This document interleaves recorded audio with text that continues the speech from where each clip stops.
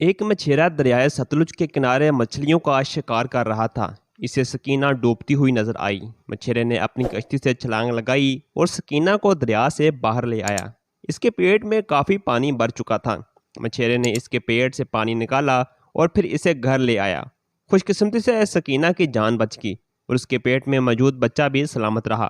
جب سکینہ کو ہوش آیا تو اس نے مچھیرے کو بتایا کہ میں اپنے شوہر کے ساتھ اسلام آباد جا رہی تھی۔ راستے میں ہم گاڑی سے اترے۔ دریا کے پل سے ہم نے ڈوبتے ہوئے سورج کا نظارہ دیکھا کہ اچانک میرے شوہر نے مجھے پل پر سے دھکا دے دیا۔ میں دریا میں گر گئی جبکہ میں 8 مہینے کی حاملہ بھی تھی۔ سکینہ کے ہاں جب بچے کی پیدائش ہوئی تب مچھیرے نے سکینہ سے اس کے شوہر کا ایڈریس لیا۔ اس کا نام رمضان تھا اور یہ ایک کسٹم آفیسر تھا۔ مچھیرا رمضان کے گھر پہنچا اور پھر آفیسر سے ملاقات کی۔ اس سے کہا کہ تمہاری بیوی کی لاش ہمارے قبضے میں ہے۔ اگر تم واقعی پھانسی سے بچنا چاہتے ہو تو تمہیں میری کچھ شرائط پر عمل کرنا ہوگا۔ سب سے بڑی شرط یہ ہے کہ غلام محمد اپنے بیٹے کی وجہ سے بہت پریشان تھا۔ وہ جب بھی پانی پیتا تھا تو اس کا پیٹ پھول جاتا تھا۔ بچے کو کافی تکلیف ہوتی تھی اور پیٹ میں درد بھی شروع ہو جاتا تھا۔ غلام محمد کی بیوی شمائلہ ہر وقت اپنے شوہر سے کہتی کہ غلام محمد ہماری اکلوتی اولاد ہے، خدا را اس کا علاج کروائیں۔ اگر میرے بیٹے کو کچھ ہو گیا تو میں زندہ نہیں رہوں گی۔ غلام محمد نے اپنی بیوی کو تسلی دی اور کہا کہ میرے پاس جو بھی کچھ ہے وہ اپنے بیٹے کے علاج پر لگا چکا ہوں۔ مچھلیاں پکڑ کر جو 4 پیسے میرے ہاتھ میں آتے ہیں وہ بھی اپنے بیٹے پر لگا دیے ہیں۔ 2 وقت کی روٹی کے علاوہ جو بھی اضافی پیسہ ملتا ہے میں بیٹے پر لگا دیتا ہوں۔ ڈاکٹر مجھے یہی کہہ رہے ہیں کہ اسلام آباد میں ایک ہسپتال ہے جو کہ کافی مہنگا ہے، اس کا ادھر ہی علاج ممکن ہے اور وہ پاکستان کا واحد ہسپتال ہے جہاں اس کا علاج ہو سکتا ہے۔ اب یہ بتاؤ اس ہسپتال کی فیس میں کہاں سے ادا کروں؟ میں تو ایسا بالکل نہیں کر سکتا۔ میرے حالات تمہارے سامنے ہیں، جتنا کماتا ہوں تو اس سے اچھی طرح واقف ہے۔ غلام محمد بھی اپنے بیٹے سے بہت محبت کرتا تھا۔ جب بیٹا نیند کی حالت میں ہوتا تب اس کا باپ اس کے پاس آ جاتا، اپنے بیٹے کا ماتھا چومتا، اسے یہی کہتا کہ بیٹا مجھے معاف کر دینا، تیرے باپ کی غربت آڑے آ جاتی ہے، ورنہ میں تجھے یوں تکلیف میں تو نہیں دیکھ سکتا تھا۔ ایک دفعہ غلام محمد دریا کے کنارے مچھلیاں پکڑنے کے لیے جا رہا تھا کہ اس نے ایک بیل دیکھا جو موٹا تازہ اور سفید رنگ کا تھا، جو کسی کسان کا بیل تھا۔ اس نے اپنے آپ کو آزاد کیا، پھر وہ بھاگ گیا۔ بیل کے گلے میں رسی کا ٹکڑا بھی موجود تھا اور وہ ہری ہری گھاس چر رہا تھا۔ بیٹے کی محبت غلام محمد پر غالب آ گئی۔ وہ سوچنے لگا کہ کس طرح اگر یہ بیل میرے ہاتھ آ جائے اور اسے مویشی منڈی میں فروخت کر دوں تو کافی پیسے ہاتھ آ جائیں گے اور ان پیسوں سے میں اپنے بیٹے کا علاج ضرور کروا سکوں گا۔ مگر یہ معاملہ اتنا آسان نہیں تھا کیونکہ بیل کو پکڑنا بہت مشکل کام تھا اور اگر وہ بیل کے سامنے آتا تو بیل خوف کے مارے بھاگ جاتا یا پھر غلام محمد پر ہی چڑھ دیتا۔ لہٰذا غلام محمد نے ایک چال چلی اور ایک درخت پر چڑھ گیا۔ درخت سے ہی اس نے بیل پر چھلانگ لگائی اور پھر اس کے گلے پر گرا۔ جلدی سے اس نے بیل کو اپنے قبضے میں کیا، اسے رسی سے پکڑا، جو رسی اس کے پاس تھی وہ بھی بیل کے گلے میں ڈالی۔ اب موٹا تازہ بیل اس کے کنٹرول میں تھا۔ وہ بیل کو لے کر مویشی منڈی روانہ ہوا، دل میں یہی سوچ رہا تھا کہ اس کو فروخت کر کے اپنے بیٹے کا علاج کرواؤں گا، کیونکہ جس ہسپتال کا مجھے بتایا گیا ہے اس میں اپنے بیٹے کو ایڈمٹ کرانے کے لیے میرے پاس کوئی پیسے نہیں۔ وہ بیل لے کر مویشی منڈی پہنچا اور پھر 2.5 لاکھ میں بیل کا سودا ہوا۔ وہ سفید رنگ کا بیل بیپاری کے حوالے کرنے ہی والا تھا کہ اچانک اس کے دل میں ایک خیال آیا۔ ابھی اس نے پیسوں کو چھوا تک نہیں تھا۔ بیپاری سے کہنے لگا کہ مجھے بیل واپس چاہیے، میں اسے فروخت نہیں کر سکتا۔ بیپاری یہ سن کر حیران ہوا لیکن اس سے وجہ پوچھی، جس پر وہ بیپاری کو یہی کہنے لگا کہ آپ نے قیمت کم لگائی ہے۔ بیپاری نے تھوڑی قیمت بڑھائی لیکن پھر بھی اس نے بیل فروخت نہ کیا اور بیل کو لے کر گھر واپس آنے لگا۔ راستے میں یہی سوچ رہا تھا کہ میں چوری کے پیسوں سے تو اپنے بیٹے کا علاج ہرگز نہیں کروا سکتا۔ میں نے زندگی میں کبھی چوری نہیں کی، تو مشکل کی اس گھڑی میں کیوں چوری کروں؟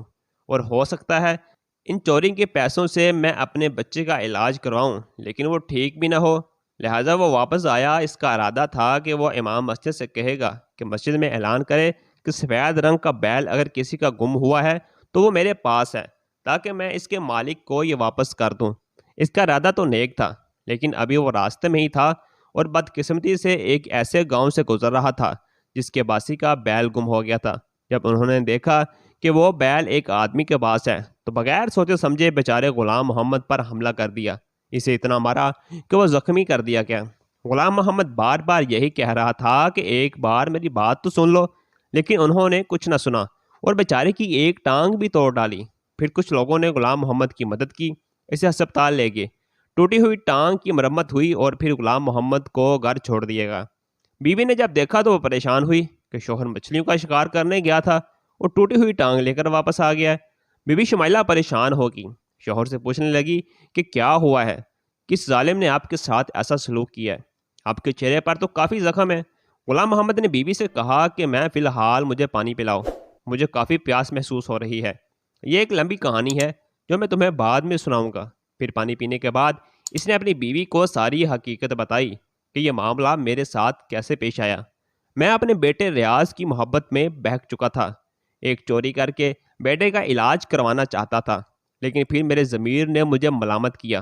میں بیل کو واپس لے کر آ ہی رہا تھا کہ گاؤں کے لوگوں نے مجھ پر حملہ کیا۔ میں نہیں جانتا تھا کہ یہ گاؤں کے لوگ مجھ کو اتنا ماریں گے، حالانکہ میں تو انہیں بیل واپس کرنے جا رہا تھا۔ بیوی شمائلہ نے اسے تسلی دی اور کہا کہ اکثر لوگ جلد بازی میں ایسا کام کرتے ہیں کہ اگلے کے نقصان کر دیتے ہیں، لیکن آپ کو گھبرانے کی ضرورت نہیں، آپ صبر کریں، انشاءاللہ اللہ آپ کی مدد ضرور کرے گا اور وہاں سے عطا کرے گا جس کے بارے میں آپ نے کبھی سوچا بھی نہیں ہوگا۔ بیوی کی یہ بات سن کر غلام محمد کو تسلی ہوئی اور اس نے دوبارہ اس کے حلال کمانے کے لیے اپنی جد و جہد جاری رکھی۔ کچھ دن تو گھر میں رہا کیونکہ ٹانگ ٹوٹی ہوئی تھی، لیکن جیسے ہی وہ دوبارہ اپنے پیروں پر کھڑا ہوا تو جال اٹھایا، پھر مچھلیوں کے شکار کے لیے دریا کے کنارے روانہ ہوا اور ایک چھوٹی سی کشتی میں سوار ہوا اور دریا میں جال پھینکا۔ اچانک اس نے ایک عجیب معاملہ دیکھا۔ اس نے دیکھا کہ ایک عورت پانی میں تیرتی ہوئی آ رہی ہے۔ وہ عورت بالکل ساکن تھی، اس کا جسم حرکت نہیں کر رہا تھا۔ غلام محمد نے جلدی سے دریا میں چھلانگ لگائی اور اس عورت کو پانی سے نکالا اور پھر اس کو دریا کے کنارے پر لے آیا۔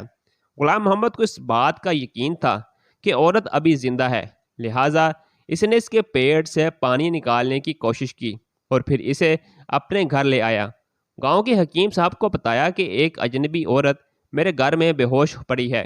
حکیم صاحب نے اس کا علاج کیا اور پھر جب عورت کی سانسیں بحال ہوئیں تو غلام محمد کو کافی خوشی ہوئی کہ اس کی وجہ سے ایک عورت کی جان بچ گئی ہے اور ایسی عورت جو کہ حاملہ بھی تھی، لہٰذا اس نے 2 انسانوں کی جان بچائی۔ اس کی بیوی شمائلہ کافی پریشان تھی، وہ اپنے شوہر سے یہی کہنے لگی کہ اس عورت کو ہم جانتے ہی نہیں، کہیں اس کی وجہ سے ہم کسی مصیبت میں نہ پھنس جائیں۔ لیکن غلام محمد نے اپنی بیوی کو سمجھایا کہ اس کی زندگی کا معاملہ ہے، ہمارے بغیر اس کی مدد کیسے ہو سکتی تھی اور ہم اس کی کہانی سنے بغیر اسے کیسے گھر سے نکال سکتے ہیں۔ جب یہ ہوش میں آئے گی اپنے معاملات ہمیں بتائے گی، پھر ہم اس کی ضرور مدد کریں گے۔ اس اجنبی عورت کا نام سکینہ تھا۔ سکینہ کو جیسے ہی ہوش آیا تو وہ خالی نظروں سے ایک کچے مکان کی دیواروں اور چھت کی جانب دیکھ رہی تھی اور اسے کچھ سمجھ نہیں آ رہی تھی کیونکہ وہ اپنی یادداشت کھو چکی تھی، مگر اسے اتنا اندازہ ضرور تھا کہ وہ بڑی مصیبت میں پھنسی تھی۔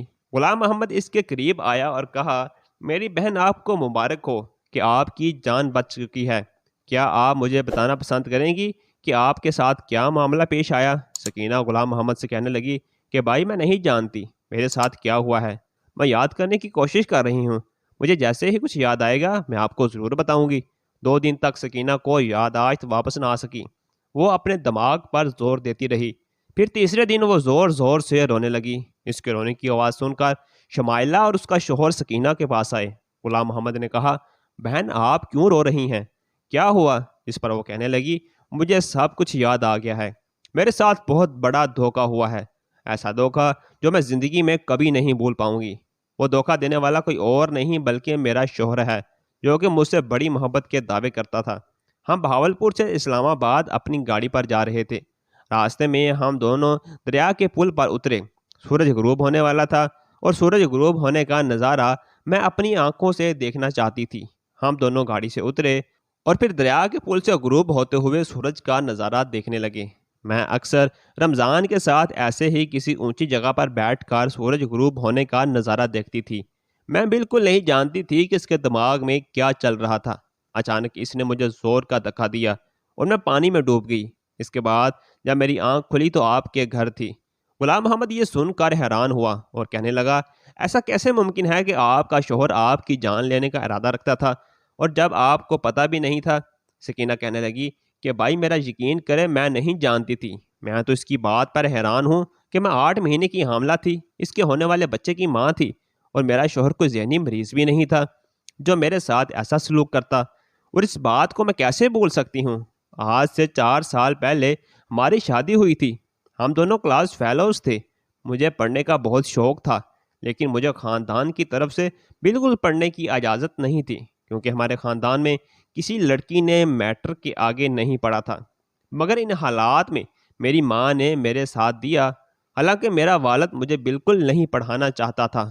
ہم بہاولپور کے ایک گاؤں میں رہتے تھے، میرا والد ایک بہت بڑا جاگیردار تھا اور اس کی یہی سوچ تھی کہ لڑکیوں کو پڑھانے کا کوئی فائدہ نہیں، حالانکہ میری والدہ یہی کہتی کہ ہماری بیٹی تو پڑھائی میں کافی اچھی ہے، لہٰذا اس کو حق حاصل ہے کہ یہ کسی طرح اپنی تعلیم مکمل کرے، اور اس معاملے میں آپ کو اپنی بیٹی کا ساتھ دینا چاہیے۔ خیر ماں کی ضد کی وجہ سے ابا نے مجھے یونیورسٹی میں پڑھنے کی اجازت دے دی، اور ادھر یونیورسٹی میں ہی رمضان سے میری ملاقات ہوئی۔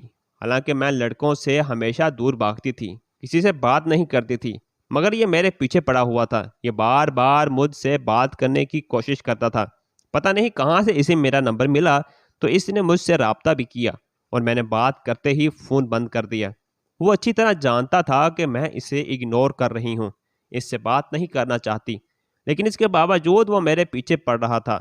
پھر ایک دن خود ہی میرے سامنے آ گیا، میرے دل میں آیا کہ اس کے منہ پر تھپڑ ماروں، لیکن پھر وہ خود ہی بول پڑا کہ میں آپ کو پسند کرتا ہوں۔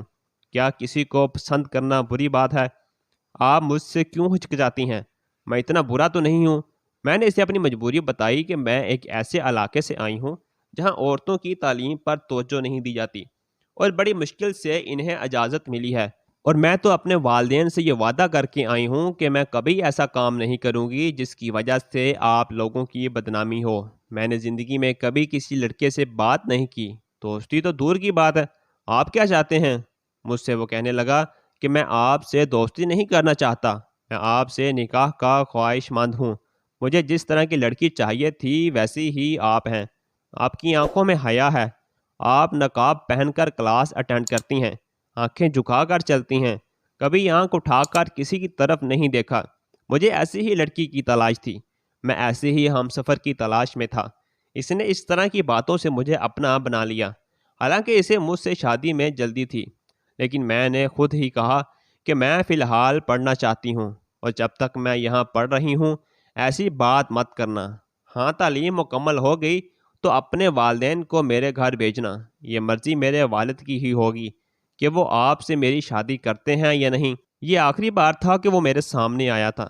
رمضان کول کا بہت پکا تھا، اس نے مجھ سے وعدہ کیا تھا کہ اب آپ کے سامنے نہیں آؤں گا، نہ ہی رابطہ کرنے کی کوشش کروں گا۔ وہ 4 سال میرا انتظار کرتا رہا، اور رمضان کی بات نے مجھے کافی متاثر کیا تھا۔ وہ واقعی مجھ سے محبت کرتا تھا، اس لیے میری خواہش کا احترام کیا۔ 4 سال وہ میرے سامنے نہ آیا، نہ ہی مجھ سے رابطہ کرنے کی کوشش کی۔ پھر تعلیم مکمل کرنے پر ہی اس نے مجھ سے کہا کہ میں نے اپنا وعدہ پورا کیا، اب بتائیں کب اپنے والدین کو آپ کے گھر بھیجوں؟ میں نے کہا 1 ہفتے بعد آپ اپنے والدین کو ہمارے گھر بھیج دینا، لیکن 1 ہفتہ پہلے ہی ایک ایسا واقعہ ہوا جس کی وجہ سے میری زندگی بدل گئی۔ اچانک میرے والد کا انتقال ہوا، انہیں ہارٹ اٹیک ہوا تھا۔ ابا کی موت کے بعد میں بالکل الگ ہو چکی تھی، نہ ہی میرا اب شہر میں دل لگتا تھا۔ حالانکہ رمضان نے مجھ سے رابطہ کرنے کی کوشش کی، لیکن میں نے اسے یہی کہا کہ ابھی میں ڈسٹرب ہوں، کسی سے بات نہیں کرنا چاہتی۔ ابا مجھ پر بے حد سختی کرتے تھے، لیکن میں یہ جانتی تھی کہ وہ مجھ سے بہت پیار کرتے تھے۔ اگر ایسا نہ ہوتا تو کبھی بھی وہ مجھے شہر پڑھنے کی اجازت نہ دیتے۔ یہ ان کا پیار ہی تھا کہ وہ مجھے افسردہ نہیں دیکھ سکتے تھے۔ جب اسے معلوم ہوا اور میری ماں نے انہیں بتایا کہ جب سے آپ نے شمائلہ کو آگے پڑھنے کی اجازت نہیں دی تو وہ کمرے میں روتی رہتی، پھر وہ میرے پاس آئے اور میرے سر پر شفقت بھرا ہاتھ رکھا اور کہا، بیٹی جا اپنا یہ خواب پورا کر لے۔ مجھے اس غم سے باہر آنے میں کئی مہینے لگے، اور پھر رمضان اپنے والدین کو ہمارے گھر لے آیا تھا۔ میری والدہ نے بھی مجھ سے میری پسند کے بارے میں پوچھا، تو میں نے بتایا کہ رمضان کے ساتھ رشتے پر مجھے کوئی اعتراض نہیں، باقی آپ کی مرضی ہے۔ والدہ نے میری پسند کو دیکھتے ہوئے اس رشتے کے لیے ہاں کر دی، اور اس طرح رمضان سے میری شادی ہوئی۔ میں اپنے آپ کو خوش نصیب سمجھ رہی تھی کیونکہ رمضان میرا بہت خیال رکھتا تھا۔ کبھی مجھے اس نے کسی قسم کی شکایت کا موقع نہ دیا۔ لیکن کچھ ماہ بعد اس نے مجھ سے ایک عجیب بات کہی۔ وہ کہنے لگا کہ سکینہ، میرا ایک دوست ہے، وہ امریکہ سے آیا ہے، اس کا نام عمران ہے، وہ مجھے بھائیوں جیسا ہی ہے، ہم بچپن میں ایک ہی اسکول میں پڑھتے تھے، پھر وہ اپنے والد کے ساتھ امریکہ چلا گیا، اب وہ واپس اپنے وطن آیا ہے، اس کی خواہش ہے کہ تمہارے گاؤں میں ایک فیکٹری لگانا چاہتا ہے، فیکٹری لگنے سے گاؤں والوں کا بھی فائدہ ہوگا، وہاں ان کو روزگار ملے گا۔ میں نے رمضان سے کہا تو پھر اس میں آپ کی کیا مدد کر سکتی ہوں؟ اس پر وہ مجھ سے کہنے لگا، دراصل وہ جس لوکیشن پر فیکٹری لگانا چاہتا ہے وہ تمہارے باپ کی زمین ہے، دیکھو اس میں ہمارا بھی فائدہ ہے، کیونکہ عمران کا باپ ارب پتی ہے اور اس نے مجھ سے درخواست کی ہے کہ آپ اپنی بیوی سے کہیں کہ وہ اپنی ماں سے بات کریں اور فیکٹری کے لیے وہ زمین ہمیں فروخت کر دے، وہ اس زمین کا منہ مانگی قیمت دینے کو تیار ہے۔ میں نے جب رمضان کے منہ سے یہ الفاظ سنے تو میں نے اس سے یہی کہا کہ میں آپ سے کسی قسم کا وعدہ تو نہیں کرتی، لیکن میں اپنی ماں سے بات ضرور کروں گی اور پھر میری ماں اس بارے میں جو بھی فیصلہ کرے گی میں اس پر عمل کروں گی۔ پھر جب میں حاملہ ہوئی تو میری والدہ نے اس خواہش کا اظہار کیا کہ تم لوگ گاؤں آ جاؤ، ادھر کچھ عرصہ میرے ساتھ رہو۔ میں بھی ماں سے ملنا چاہتی تھی اور رمضان بھی یہی چاہتا تھا کہ میں کسی طرح جلدی امی کے پاس چلی جاؤں اور اس سے بات کروں۔ جب ادھر آئی تو امی سے میں نے بات کی تو ماں سن کر حیران ہوئی، وہ کہنے لگی کہ اس کے والد کا کیا نام ہے جو اس زمین میں فیکٹری لگانا چاہتا ہے؟ میں نے رمضان کو فون کیا اور کہا کہ عمران کے والد کا نام کیا ہے؟ اس نے بتایا کہ عمران کے والد کا نام سید سردار علی ہے۔ ماں نے جیسے ہی سردار علی کا نام سنا تو اس کے چہرے کا رنگ بدل گیا۔ ماں سے پوچھ رہی تھی کہ ماں کیا ہوا، مجھے تو بتائیں۔ وہ کہنے لگی کہ بیٹی، مجھے رمضان سے یہ امید نہیں تھی کہ وہ ایسی بات کرے گا، کیونکہ سید سردار تمہارے باپ کا دشمن ہے اور وہ پہلے کئی بار تمہارے باپ کو مارنے کی دھمکیاں بھی دے چکا تھا، اور جب تم بہت چھوٹی تھی تب اس نے تمہارے باپ پر ایک قاتلانہ حملہ بھی کیا تھا۔ وہ یہاں فیکٹری لگانے کا خواہش مند ہے۔ آج سے 27 سال پہلے بھی اس نے کئی کوششیں کی تھی، لیکن تمہارے باپ نے مسلسل انکار کیا، حالانکہ وہ منہ مانگی قیمت دینا چاہتا تھا۔ لیکن تمہارے والد کے حساب سے اگر گاؤں کے قریب فیکٹری لگ گئی تب یہ گاؤں آلودہ ہو جائے گا اور آنے والے وقت میں یہاں کے لوگ بیمار پڑ جائیں گے۔ تمہارا والد گاؤں والوں کا بھلا چاہتا تھا، وہ جانتا تھا کہ ان کو کئی مسائل کا سامنا کرنا پڑ سکتا ہے، حالانکہ سردار علی نے تمہارے باپ کو بہت لالچ دی تھی کہ لوگوں کو روزگار ملے گا، وہ خوشحال ہو جائیں گے، لیکن تمہارا باپ اس کی کسی قسم کی باتوں میں نہ آیا۔ پھر اس نے امریکہ چلا گیا اور آج 27 سال بعد اس کا بیٹا بھی اپنے باپ کے نقش قدم پر چلتے ہوئے اسی بات کا مطالبہ کر رہا ہے۔ بیٹی، تو اپنے شوہر سے بات کرنا اور اسے سمجھانا کہ سردار کا بیٹا جو باتیں کر رہا ہے، جس قسم کا مطالبے کر رہا ہے، اس پر کسی صورت عمل نہیں ہو سکتا۔ میں نے ماں سے وعدہ کیا کہ آپ کو پریشان ہونے کی ضرورت نہیں، رمضان اچھا لڑکا ہے، وہ میری بات سنے گا اور وہ مجھے اس بات کے لیے مجبور بھی نہیں کرے گا۔ پھر جب سکینہ گھر واپس آئی تو رمضان سے یہی کہا کہ میں نے امی سے بات کی تھی، امی نے مجھے یہی بتایا کہ عمران کا والد بھی آج سے کچھ سال پہلے اسی بات کا مطالبہ کر چکا ہے اور میرے مرحوم ابا کی یہ خواہش تھی کہ یہاں فیکٹری بالکل نہ لگے، لہٰذا میں اپنے مرحوم باپ کی اس خواہش کا احترام کروں گی اور یہی چاہوں گی کہ اس گاؤں میں کوئی فیکٹری نہ لگے۔ رمضان نے جب یہ سنا تو اسے اچانک غصہ آیا، اس سے پہلے میں نے بھی اسے اتنے غصے میں نہیں دیکھا تھا۔ وہ مجھ سے کہنے لگا کہ تم بیوقوف ہو، تم سوچ بھی نہیں سکتی اس میں ہمارا کتنا فائدہ ہے۔ میں نے رمضان سے یہی کہا کہ فائدے نقصان کی بات نہ کرو، ایک بات ناممکن ہے تو پھر اس میں کیا فائدہ اور کیا نقصان؟ میری یہ بات رمضان کو کافی ناگوار گزری اور اس بحث کے بعد اس کا رویہ مجھ سے بدلنے لگا۔ رمضان کی اس رویے نے مجھے کافی تکلیف دی، وہ محض اس لیے مجھ سے خفا تھے کہ میں نے اپنے والد کی خواہش کا احترام کیا، نہ سیدھے منہ مجھ سے بات کرتے تھے، بس کبھی کبھی مجھے اس بات کا تانا دیتے تھے کہ تم میری فرما بردار بیوی بالکل نہیں۔ پھر اچانک وہ مجھ سے دباؤ ڈالنے لگے کہ جائیداد میں اپنے حصے کا مطالبہ کرو اور بھائیوں سے کہو کہ وہ تمہاری جائیداد تمہیں دے دے۔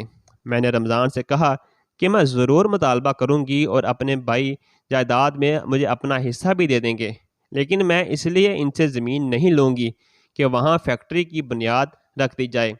آپ سمجھنے کی کوشش کریں، میں مجبور ہوں، میں تو آپ کے لیے کچھ بھی کرنے کے لیے تیار ہوں، لیکن یہ معاملہ میری والدہ کا ہے، میرے مرحوم باپ کا ہے۔ میرے مرحوم باپ نے مرتے وقت بھی میری ماں کو یہی وصیت کی تھی، میں بھلا ان کو کیسے ناراض رکھ سکتی ہوں؟ پھر ایک دن اس کی اسلام آباد میں میٹنگ تھی اور اس نے خواہش کا اظہار کیا کہ ہم گاڑی پر جائیں گے۔ میں یہ بات سمجھ نہ پائی، کیونکہ اس سے پہلے تو ایسا کبھی نہیں ہوا تھا کہ اتنا لمبا سفر ہم نے بائی روڈ مکمل کیا ہو۔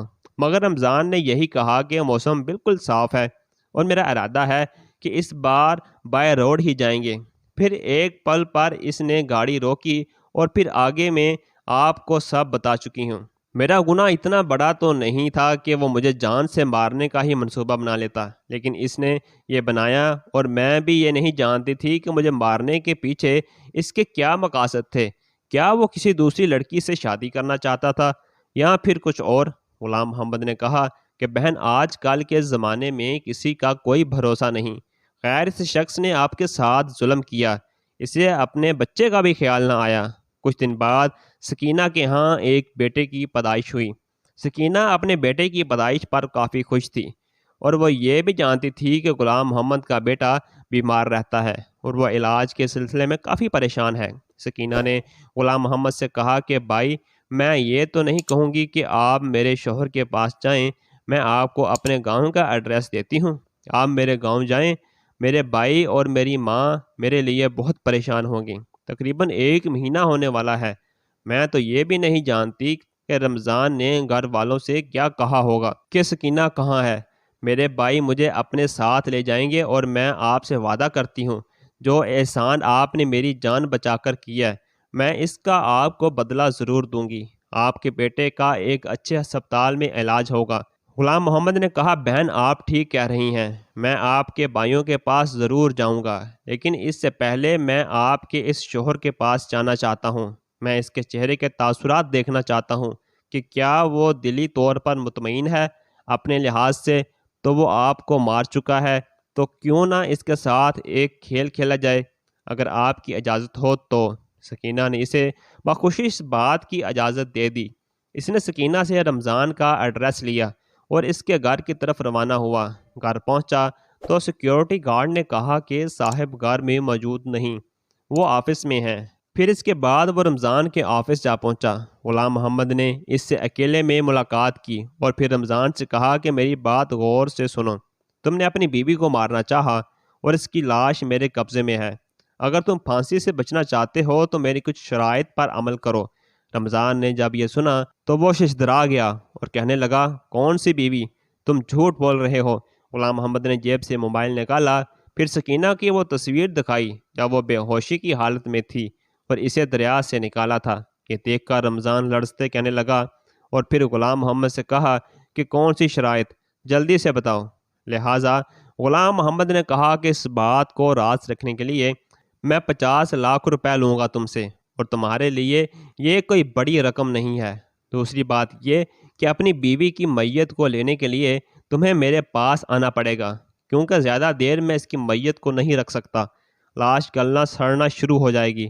اور رمضان نے کہا، مجھے تمہاری دونوں شرائط منظور ہیں، لیکن اس بات کو راز رکھنا۔ اس نے جلدی سے گاڑی نکالی اور غلام محمد کو اپنے ساتھ لے گیا۔ راستے میں غلام محمد اس سے بار بار یہی پوچھ رہا تھا کہ آپ نے اپنی اتنی اچھی بیوی کو کیوں مار دیا، حالانکہ اس کے پیٹ میں 8 ماہ کا بچہ بھی تھا؟ کیا وہ بدکار تھی یا بچہ کسی اور کا تھا؟ جس پر رمضان نے کہا کہ نہیں، وہ بدکار نہیں تھی، لیکن میں نے اسے کیوں مارا یہ میں تمہیں نہیں بتاؤں گا۔ میں نے تمہاری دونوں شرائط پوری کی ہیں، تمہیں 50 لاکھ کا چیک بھی مل چکا ہے۔ اب میں اپنی بیوی کی لاش لینے کے لیے جا رہا ہوں۔ اب اس موضوع پر ہم بات بالکل نہیں کریں گے، کیونکہ میں تمہارے لیے انجان ہوں اور میں بھی تجھے نہیں جانتا، لہٰذا ایک دوسرے کو راز بتانے سے کوئی فائدہ نہیں۔ اس کے بعد یہ سفر خاموشی میں طے ہوا اور جیسے ہی رمضان غلام محمد کے گھر میں داخل ہوا تو اس کی آنکھیں باہر آ گئیں، کیونکہ سکینہ اپنے بیٹے کو گود میں لیے بیٹھی تھی اور اس کے منہ سے کچھ نہ نکلا، بس وہ سکینہ کو دیکھ رہا تھا، جبکہ سکینہ کے بھائی پولیس کو لے کر پہلے ہی غلام محمد کے گھر پہنچ چکے تھے۔ انہوں نے فوراً رمضان کو گرفتار کر لیا اور سکینہ کے بھائی اسے لے کر واپس اپنے گاؤں روانہ ہوئے۔ جاتے ہوئے سکینہ نے رمضان کے منہ پر تھوک دیا اور کہا کہ تو نفرت کے لائق بھی نہیں، بلکہ تو ایسا شخص ہے جس سے کسی قسم کا کوئی تعلق نہ رکھا جائے۔ مجھے مارنا چاہتا تھا تو کم از کم اپنے بیٹے کا ہی خیال کر لیتا، لیکن تو اس معصوم کی بھی جان لے چکا تھا۔ سکینہ کے بھائیوں نے غلام محمد کو کافی سارے پیسے تحفے میں دیے اور اس کے علاوہ اس کے بیٹے کے لیے ہسپتال میں علاج کا ذمہ بھی اٹھایا۔ تفتیش کے دوران رمضان نے اپنے جرم کا اعتراف کیا اور پولیس کو بتایا کہ عمران نے اس پروجیکٹ پر مجھے کافی پیسے دینے کا وعدہ کیا تھا۔ 1 کروڑ روپے میں پہلے اس سے لے چکا تھا اور اس فیکٹری کی بنیاد رکھنے پر اس نے مزید مجھے 2 کروڑ دینے کا وعدہ کیا تھا، اور سکینہ سے شادی کا مقصد بھی یہی تھا کہ اسے اپنی بیوی بنا کر پھر اس بات کے لیے قائل کر دوں گا کہ وہ گاؤں میں فیکٹری لگانے کے لیے زمین میرے حوالے کرے۔ جب میری بیوی نے میری بات ماننے سے انکار کیا تو میرا دماغ گھوم گیا اور میں نے اسے دریا میں دھکا دے دیا۔ اس واقعے کو میں ایک حادثے کا رنگ دینا چاہتا تھا، مگر شاید قسمت میں یہی تھا کہ سکینہ اور اس کے بچے نے جینا تھا اور میں نے پکڑا جانا تھا۔ رمضان نے فون پر اپنی بیوی سے رابطہ کیا، اس سے معافی مانگنے لگا، گڑگڑا رہا تھا کہ مجھے معاف کر دو، مجھ سے بہت بڑی غلطی ہوئی۔ لیکن ان تمام باتوں کے باوجود سکینہ نے اسے معاف نہ کیا اور اس سے خلا لے لی۔ سکینہ اب اپنے بیٹے کے لیے ہی جی رہی ہے۔ بیٹے کی خاطر اس نے دوسری شادی نہ کی اور ساری زندگی اپنے بیٹے کے ساتھ گزارتی۔ وہ اپنے بیٹے کو ایک اچھا انسان بنانا چاہتی تھی اور اپنے والد جیسا بالکل نہیں بنانا چاہتی تھی، جس میں کسی قسم کی انسانیت نہیں تھی۔ پیسے کی خاطر وہ کچھ بھی کر سکتا تھا، جنہیں رشتوں کا کوئی احساس نہیں تھا، اور آخر کار 2 مہینے کیس چلنے کے بعد اسے عمر قید کی سزا سنا دی گئی اور یوں وہ ظالم شخص اپنے انجام کو پہنچا۔ دوستوں، مزید ویڈیوز کے لیے ہمارے چینل کو سبسکرائب لازمی کیجیے گا۔ اللہ حافظ۔